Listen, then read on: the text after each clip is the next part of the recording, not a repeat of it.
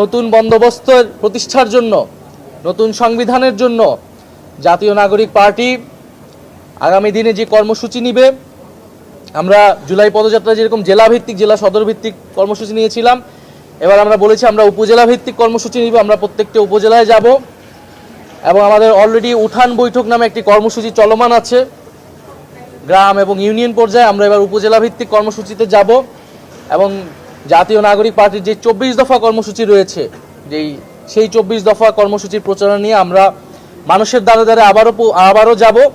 অক্টোবরের মধ্যে আমাদের সাংগঠনিক কমিটি হবে এবং অক্টোবরের মধ্যে আমরা বাংলাদেশের প্রতিটি উপজেলা আবারও পৌঁছাবো এবং জাতীয় নাগরিক পার্টির লক্ষ্য উদ্দেশ্য নিয়ে জনগণের কাছে যাব।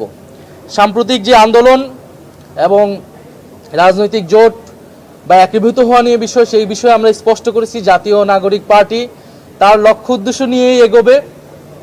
কোনো রাজনৈতিক গ্রুপ যদি মনে করে যে এই লক্ষ্য উদ্দেশ্যের সাথে তারা একমত, তারা আমাদের সাথে আসতে পারে।